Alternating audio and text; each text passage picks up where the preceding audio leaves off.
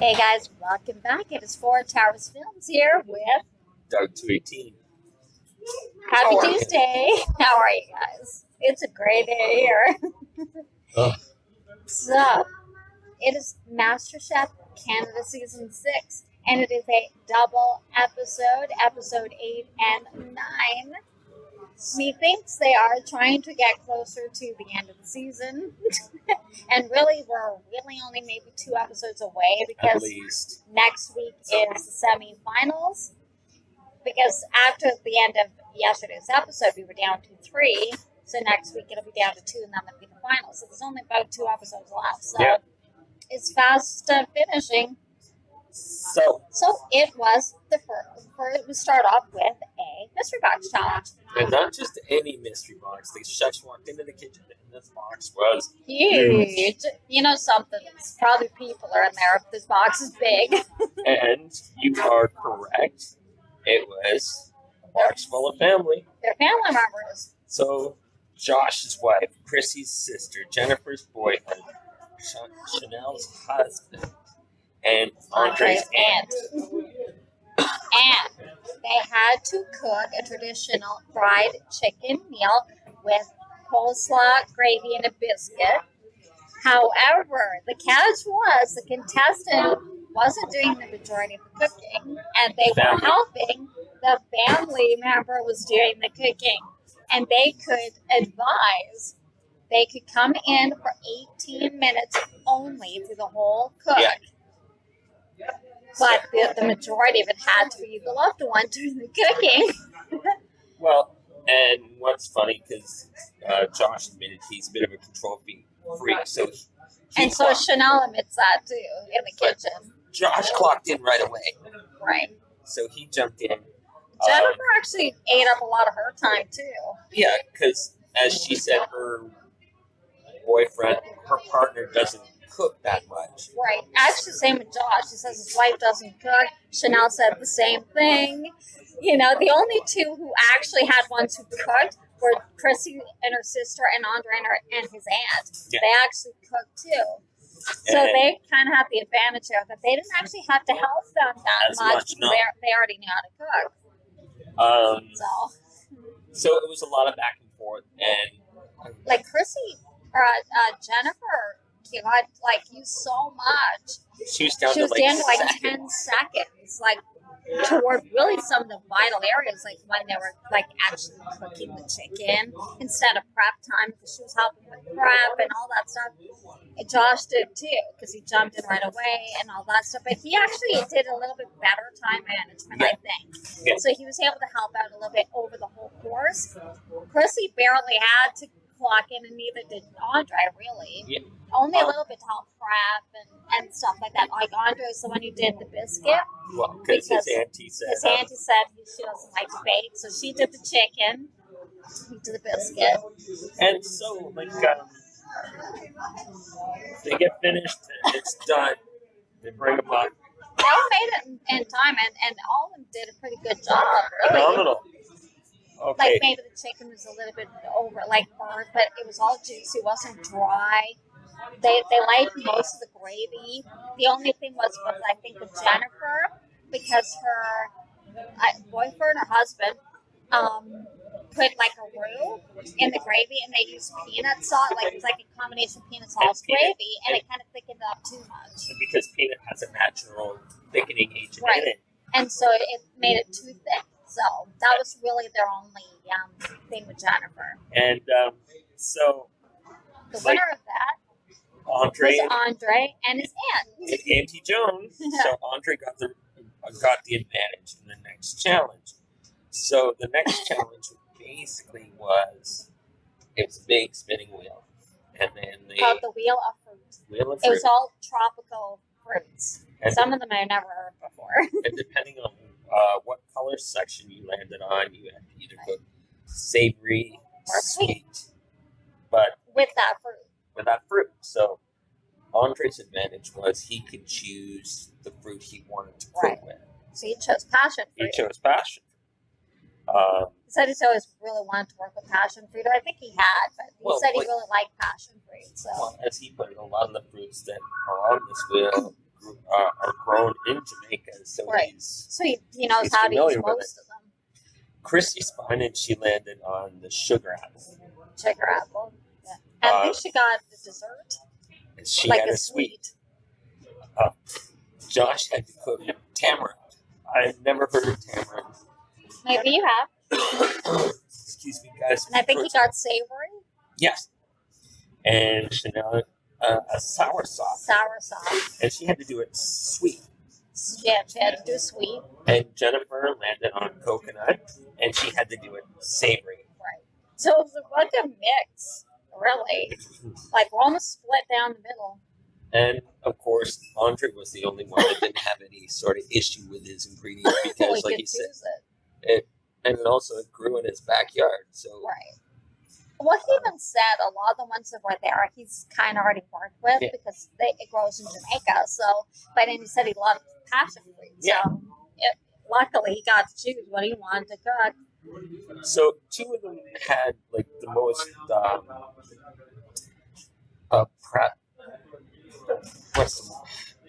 they had both of them had a lot of seeds. The sugar apple and the soursop were seed heavy.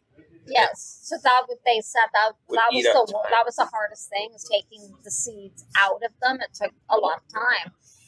Jennifer and Chanel, because if like they were saying that both soursop and coconut can have a milder flavor, and they came back with huge baskets of stuff, and like Chef Alvin and Claudia and that was saying, that like especially soursop is actually a very mild flavor. And so if you use too much of this, it's going to overpower the flavor of it. Sure. And it's supposed to be the star. Yeah. And she said, no, you'll taste it. And really, it's same with Jennifer. Coconut has a bit stronger of a flavor, but it can get overpowered because it can be a little bit milder than some of the stuff she's using. Yeah. So they were basically pointing that out to them, that they might want to dial back a little bit on what they were using. And actually, I think at one point, I'm not sure if it was Andre or I think it was Chanel, they asked her to taste what she was cooking, and that's always a big hint. If they've tasted something and they point something out to you, and they're not being, because I want you to figure it out, being very obvious about it, but they're pointing out, say, you might want to try that. Yeah. You might want to change something because they're telling you something. So, but she didn't really make much adjustments, really. No. And Jennifer did something, it's called un papillotes. Right. That's a huge risk. Which is cooking fish. Lobster wrapped in a paper bag or in parchment paper. And the risk is you don't know. You can't see what you're cooking, so you don't know how far along you are, how it's doing, if it's overcooked, undercooked. So it's a big risk. So basically, it went down like this. Andre's passion fruit scallop, glazed scallop fritter was Alvin and Michael. Loved it. Chanel's soursop filled crepes. They weren't very flavorful, and they said they lost the flavor of the soursop. Yeah. And Claudia kind of went, "I told you." Yeah, exactly. When Michael tried the papillote, he's like, "You took a great risk." Right. Visually it looked okay, but let's see inside. Overcooked. It was a little dry. He said the flavor was good. It's what it looked like it should. But it was a little on the overdone side, a little overcooked. Then Chrissy did her a sugar apple tart, and she had problems with. She left her dough in the cooler too long, and it froze. So she had a hard time rolling it out. It was crumbling on her. So instead of making a large tart, she made a small tart. And they loved the full flavor of it. She was able to salvage it. Josh made tamarind beef tostadas. He had a couple issues though. He didn't cut it all the way through. So they were attached. Like when they picked it up and they're all attached. The pieces were attached to each other. And so that's a technical error. And the tostadas weren't homemade. Right. Yeah. And they said, you had all this time. Claudia's like, you had 60 minutes and this is all you did. This is all you produced. I was wondering what you did for that hour. So. But he never really answered why he didn't make his own. Nope. he didn't really answer that. was kind of left blank. Yeah. So of course the top chef Andre. was Andre, and reluctantly Chanel went home. Chanel got eliminated. Yeah. Well, it made sense. You knew it was either going to be Josh because the bottom two were Josh or Chanel. Yeah. And one was a technical error, and one was the flavor was off, which they had warned her about. So Chanel ended up going home. So we were down to the final 4, which goes into episode 9. So they traveled to Peterborough to visit the Canadian Canoe Museum. Which is run by the Indigenous community or First Nations community. Now remember we said this because now it's an Indigenous ingredient themed challenge. Mm-hmm. So, and at this point, they don't know they're cooking for them, but they're all chefs from First Nations communities. They're all chefs. They don't tell them that, though. And so they meet a Indigenous chef from Toronto, Joel Wingett of the Niche Dish, his restaurant is Niche Dish in Toronto, and he uses Indigenous ingredients and meats. Right. So the task was to create a 3-course tasting menu utilizing one of the 3 sisters.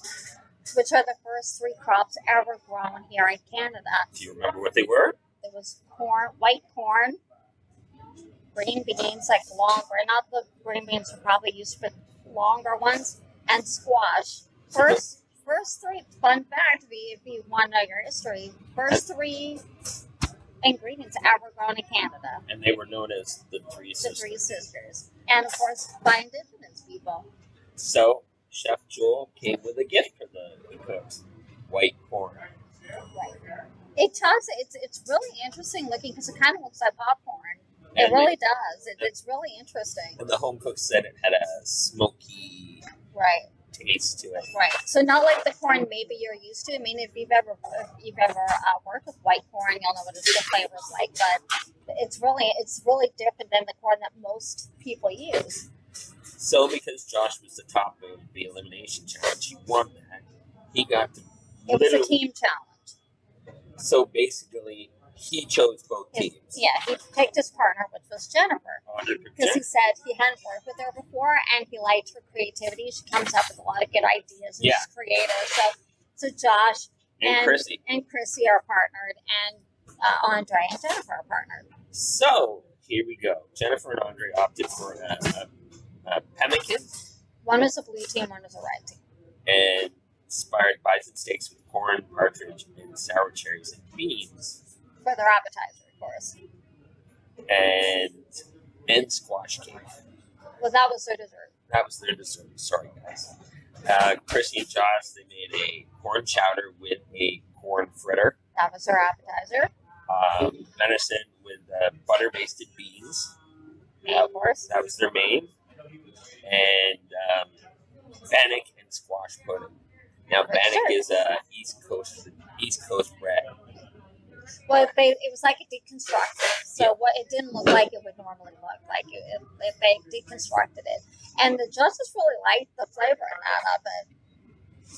And so, but they liked the sophistication of the other dish, better the red dish. Yeah. With the squash. What was it? The cake.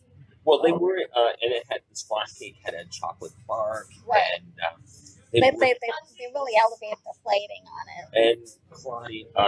And Michael worried that the cake would be dry, because once Andre and Jennifer got going, they knew what they were going to do. So Andre's like, I'm gonna get this cake done now, right? And it could dry out if you do it too soon. So it was a risk he took, but it seemed to pay off. They liked. It looked like they liked the blue team, so Andre and Chrissy and Josh's main dish better. Yeah. Than the red teams. They had issue with the fact that they left the beans right. They had to actually cut off the ends. They didn't like that too much. They thought it was too rustic.